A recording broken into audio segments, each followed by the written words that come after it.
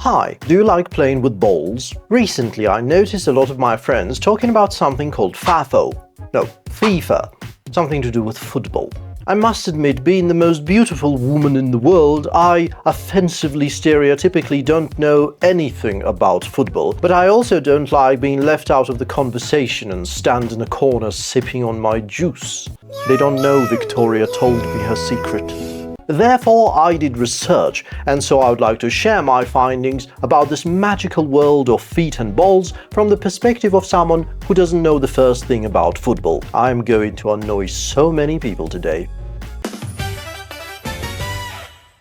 Football matches include two teams, 11 millionaires in each, and then these millionaires spend 2 rounds of about 45 minutes chasing a ball around a football field. The football field is the size of one football field, or for those of you watching in America, 1.33 football fields. Between the 2 rounds, the teams go back into the depths of the stadium. Now, I don't know why they do that, nobody knows really, so just like an archaeologist, I assume they do it for ritual purposes.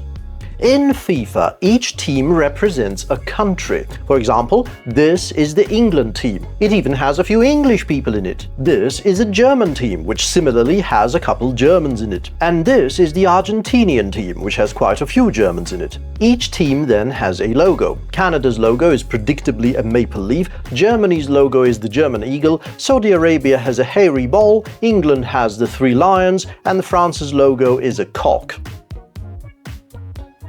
Now, the stars on a logo represent how many times they won the cup. In this case, Brazil team, for example, has 5 stars, which means they get the best hotel. Teams wear distinct uniforms, so that it's easier to tell them apart from one another when they play.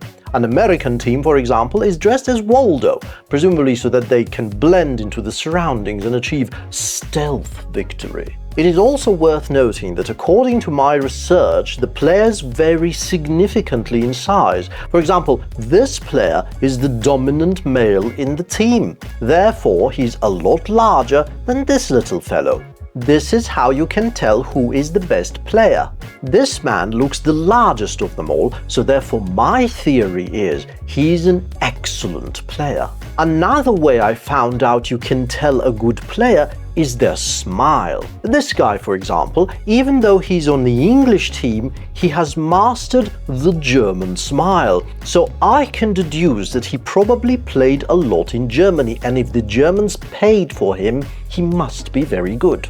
After observing a few games, I learned that the players must never touch each other, even lightly. However, if it does happen, from what I understand, the rule is that the player who got touched must immediately fall on the ground and act out a Shakespearean tragedy-style death. The more dramatic his performance is, the more likely the opposing team player who touched him will be sacrificed to the gods of the ball.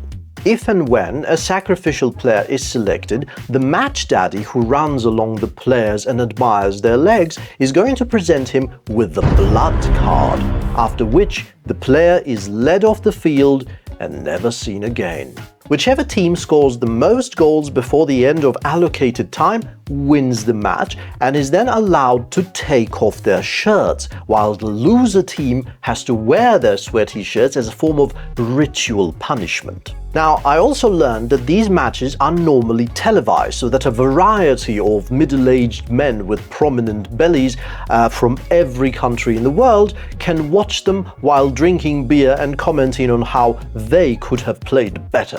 Which is also why the work of a cameraman at these matches is extremely important. A good cameraman knows not to linger on a close-up of any given player for more than 5 seconds, because if they do, that player will either spit or swear. A separate point of my research focuses on the football fans. These are the people who spend about $12 million per ticket to watch a drunk man with face paint in front of them wave a flag and shout obscenities while the game is going on about 18 kilometers down below. They often adorn themselves in colors of their team, wave flags, blow horns, drink beer, flash their belly buttons, and generally behave like British tourists abroad. Sometimes the fans' costumes can be quite elaborate, like this Colombian fan, for example, dressed as a tiger, this Brazilian fan dressed as a tree, this Turkish fan dressed as a Black Santa? A Druaga? Let's just skip him. These Japanese fans dressed as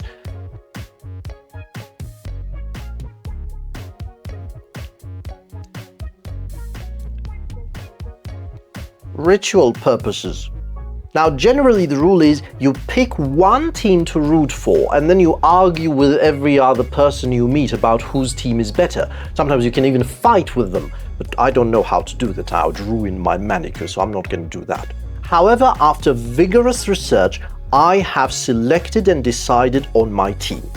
I will be rooting for the French team. And I know it may seem surprising considering, well, my very nature, but here is my thinking process. On May 31st this year, a French football club won a game against Milan, which was then followed by about 2 weeks of riots, which nearly burned down half the Paris. Now, my scientific theory is that the French are so used to losing every battle that they automatically riot by the force of habit even when they win. And that was just the European Championship. Now imagine what would happen if they won the World Cup.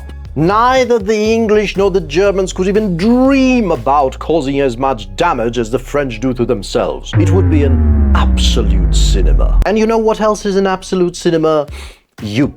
Because anyone who likes, subscribes and shares this video is an absolute star. Let me know down in the comments if I have forgotten about any other football rules, and I will see you in the next one. Bye-bye.